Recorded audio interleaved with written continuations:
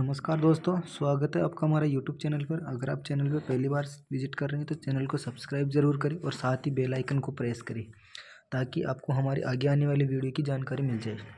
तो बात करते हैं आज के वीडियो पर। आज का जो वीडियो है वो मॉडल पेपर मतलब 2023 उच्च माध्यमिक परीक्षा 2023 में जो पेपर लगा था हिंदी सब्जेक्ट का, वो लेके आया हूँ मैं। तो उसी के अकॉर्डिंग आपका 2024 का पेपर बनने वाला है। तो आप एक बार देख लीजिए इसमें कितने क्वेश्चन और किस प्रकार के क्वेश्चन आपके आने वाले हैं। तो यहाँ पे विद्यार्थियों के लिए सामान्य निर्देश दे रखे हैं, उनको पढ़ लीजिए। तो आपके जो हिंदी में पहला जो खंड आ रहा है उस खंड में देखिए क्या क्या आ रहा है।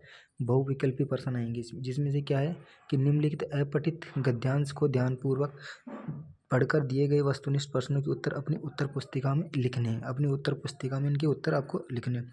तो इसी पैराग्राफ को आप ध्यानपूर्वक पढ़ लीजिए और इसके जो उत्तर है वो आपको नीचे जो आपकी उत्तर पुस्तिका दे रखी है उसमें आपको इसमें लिखने हैं। तो पहला जो क्वेश्चन आ रहा है इसके अंदर पहला क्वेश्चन देखिए, भगवान बुद्ध को बुद्धत्व जिस वृक्ष के नीचे हुआ वो कौन सा वृक्ष था। तो वृक्ष का नाम लिखना, जो आपके ऊपर वाला पैराग्राफ है उस पैराग्राफ से देखकर आपको उसका नाम लिखना है। क्वेश्चन नंबर आपका सेकंड है, बसंत का अग्रदूत किसे कहा गया है। तो बसंत का अग्रदूत किसे कहा गया है। तो आप ये आम देखिए, इसमें ले रखे आम का बोर, अश्वत्थ का बोर, कर्णिकार का बोर और अमलतास का बोर। तो ये अमलतास का बोर, ये इसमें देख के आपको इसका उत्तर देना है। श्रीमद्भागवत गीता में भगवान की विभूतियों में माना गया है। तो भगवान की विभूतियों में किसे माना गया है। तो वाणी को, भगवान बुद्ध को, भारतीय संस्कृति को और अश्वत्थ को। क्वेश्चन नंबर 4, निम्नलिखित में से नदी का पर्यायवाची है। तो नदी का जैसे लहर, सरिता, वाची, तरंग। तो आप किसका से पर्यायवाची पूछा है, नदी का, तो इसका होता है सरिता। इसी प्रकार क्वेश्चन नंबर 5 आपका क्वेश्चन नंबर, उपयुक्त गद्यांश का उपयुक्त शीर्षक है। तो जो शीर्षक है वो क्या होगी इसका, जातीय परिस्थिति, हिमालय का महत्व, भारतीय संस्कृति, भाषा की उपयोगिता। तो ये आपको इसमें देख के आपको इसको पढ़ के बताना है। जंगम शब्द का विपरीतार्थक यानी विलोम शब्द आपको बताना है। विपरीतार्थक का मतलब विलोम शब्द। तो जंगम का क्या होता है, स्थावर होता है वैसे तो इसका होगा स्थावर। इसके बाद आपको जो पद्यांश आ रहा अभी, पहले गद्यांश था पद्यांश आएगा। तो निम्नलिखित अपठित पद्यांश को ध्यानपूर्वक पढ़कर दिए गए वस्तुनिष्ठ प्रश्नों के उत्तर अपनी उत्तर पुस्तिका में लिखिए। तो आपको इसको पढ़ना है वापस से और इसका उत्तर आपको लिखना है, वो भी अभ्यास के अंदर ही आ रहा है। जैसे इसमें क्वेश्चन नंबर फर्स्ट है, कवि ने भूलोक का गौरव किसे बताया है। तो कवि ने भूलोक का गौरव किसे बताया, गंगा जल को, विश्व को, भारतवर्ष को, प्रकृति को। ऐसे क्वेश्चन नंबर आपका 7 है, निम्न में से नर सृष्टि का सर्वप्रथम विस्तार किया है। तो संसार ने, विधि ने, मनोहर गिरी ने, या भवभूति ने। क्वेश्चन नंबर 9, नूतन शब्द का विलोम है। नूतन का नया होता है, तो विलोम क्या होगा इसका, पुराना। तो इसमें से कौन सा है पुराना, पुरातन, है ना। क्वेश्चन नंबर 10, निम्न में से भारत की श्रेष्ठता परिलक्षित होती है। तो भारत की जो श्रेष्ठता है वो किस प्रकार परिलक्षित होती है ये आपको बताना है। तो क्वेश्चन नंबर 10,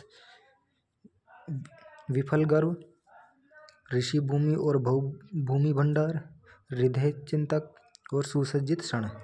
क्वेश्चन नंबर 11, उपयुक्त पद्यांश का उपयुक्त शीर्षक नीचे लिखे विकल्पों से छांटना है। तो जो आपको पद्यांश दे रखा है उसका शीर्षक आपको छांटना है। भारत की श्रेष्ठता, मनु का मन, भावी सजग और अग्रिम समर। आगे वाला क्वेश्चन देखिए, क्वेश्चन नंबर 12। क्वेश्चन नंबर 12, वृद्ध भारतवर्ष की वर्ष ही संसार का सिरमौर, इस पंक्ति का सही हास्य क्या है। तो इसको आपका जो पद्यांश है उसमें से देख के आपको इसका उत्तर बताना है। इसी क्वेश्चन नंबर अब आ जाओ सेकंड में। सेकंड क्वेश्चन जो होगा वो आपका खालिस्तान से रिलेटेड होगा। हिंदी व्याकरण को मोटे तौर पर वर्गों में विभाजित किया गया है। तो कितने वर्गों में विभाजित किया गया है, मोटे तौर पर 2 वर्ग होते हैं, एक तो पद्यांश होता है, एक गद्यांश होता है। पद्य भाग और गद्य भाग में भाषा को शुद्ध लिखने व बोलने संबंधी जानकारी देने वाले शास्त्र को कहते हैं। तो भाषा को शुद्ध लिखने और बोलने वाले संबंधित शास्त्र को क्या कहते हैं वो लिखना है। लक्षित पुस्तक पढ़ रहा है, वाक्य में शब्द शक्ति है, तो कौन सी शब्द शक्ति है वो आपको बतानी है। चौथा देखिए, जब किसी शब्द के मुख्यार्थ में बाधा हो या अभिधा से अभिष्ट अर्थ का बोध न हो वह शब्द शक्ति होती है। तो कौन सी शब्द शक्ति होती है वो आपको बतानी है। क्वेश्चन नंबर 5 देखिए, इसमें जब कोई शब्द अपने एक से अधिक अर्थ प्रकट करे तो उस शब्द के कारण वहाँ अलंकार होता है। तो एक से अधिक शब्द अगर अर्थ प्रकट करता है कोई शब्द, तो ये जैसे, तो वहाँ पर कौन सा अलंकार होता है? कनक कनक ते सौगुनी मादकता अधिकाय, काव्य पंक्ति में प्रयुक्त अलंकार कौन सा है? तो यहाँ पे दो शब्द आ रहे कनक कनक, तो आप बता सकते हो कौन सा अलंकार होगा। क्वेश्चन नंबर सेकंड थर्ड देखिए, इसमें निम्नलिखित अति लघुतरात्मक प्रश्नों के उत्तर एक पंक्ति में दीजिए। तो निम्नलिखित परिभाषित शब्दों का अर्थ लिखना है। तो जैसे प्रीमिस का क्या होता है, क्वार्टरली क्या क्या अर्थ होता है ना, तो ये इनका अर्थ बताना आपको। क्वेश्चन नंबर सेकंड, अनुभाग शब्द के लिए परिभाषित शब्द लिखिए। तो अनुभाग के लिए क्या कौन सा शब्द बनेगा वो आपको बताना है ना। तो इनका आपको परिभाषित इसको लिखना है। प्रमुख संचार माध्यमों के नाम लिखिए। तो संचार के माध्यम कौन कौन से उनके नाम लिखने हैं, है ना।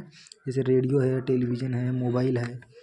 अरे ये वेंडिंग एनिवर्सरी वगैरह सब, गोरे साबुओं के चोचले, ये शब्द किसने कहे थे, ये आपको प्रश्न बताना है। लेखक सौंदलगेकर मास्टर के किस प्रकार नज़दीक पहुंच गया। छठा क्वेश्चन देखिए, कौन से दो शहर दुनिया के पुराने नियोजित शहर माने जाते हैं, ये बताना है। मोनजोदड़ो की खुदाई कब क्यों बंद कर दी गई थी। मोनजोदड़ो की खुदाई कब और क्यों बंद कर दी गई थी। मौत के खिलाफ मनुष्य नाम की किताब में, अब देखो मौत के खिलाफ मनुष्य नाम की किताब में लेखक ने क्या पढ़ा था।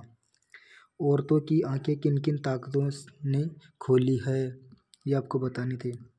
ऐसे क्वेश्चन नंबर आपका नेक्स्ट आएगा इसके अंदर, निशा निमंत्रण के गीत में कवि ने किस काव्यात्मक चित्रण की कोशिश की है, तो आपको बताना है। महादेवी के प्रति अनमोल आत्मीयता से युक्त भक्ति के बहाने क्या संदेश दिया गया है, ये आपके पाठ्य पुस्तक के पूछे जा रहे प्रश्न है। इसमें खंड ब में आ जाइए। अब खंड ब में क्या है, निम्नलिखित लघुतरात्मक प्रश्नों के उत्तर अधिकतम 40 शब्दों में दीजिए। 40 शब्दों में आपको उत्तर देने हैं। मुद्रित माध्यम में लेखन हेतु किन किन बातों का ध्यान रखना चाहिए। तो मुद्रित जो माध्यम होते हैं उनमें लेखन हेतु किन किन बातों का ध्यान रखना चाहिए। वर्तमान इंटरनेट पत्रकारिता के बारे में संक्षेप में लिखना है। फीचर लेखन के बारे में लिखिए। फीचर लेखन क्या होता है। पतंग कविता में किन किन बिंबों को चित्रित किया गया है। बात सीधी सीधी थी पर कविता का मूल भाव लिखिए, है ना। मनुष्य को कौन कौन से दुर्गुण घायल कर बेकार बना देते हैं, ये आपको लिखना है। क्वेश्चन नंबर 10 देखिए, काले मेघा पानी दे में लोक प्रचलित विश्वास और विज्ञान का द्वंद्व चित्रण अपने शब्दों में लिखना है। इसके बाद खंड 6 आ रहा है आपका। खंड 6 के अंदर देखिए क्या है, निम्नलिखित प्रश्नों के उत्तर लिखिए। अब इसके जो शब्द सीमा है वो 60 से 80 शब्द होगी। कैमरे में बंद अपाहिज करुणा जगाने के मकसद से शुरू का कार्यक्रम क्रूर बन जाता है, इस कथन का हास्य लिखना आपको, इसका हास्य आपको प्रकट करना है। या फिर भवितव्यता डराती है संघर्ष स्वीकारा है के आधार पर समझाइए, तो इसके आधार पर इसको समझाना है। क्वेश्चन नंबर 12, अस्माकम गांव पर यह वज्रपात हुआ, इस कथन के आधार पर चुनौतीपूर्ण परिस्थितियों को लिखना है।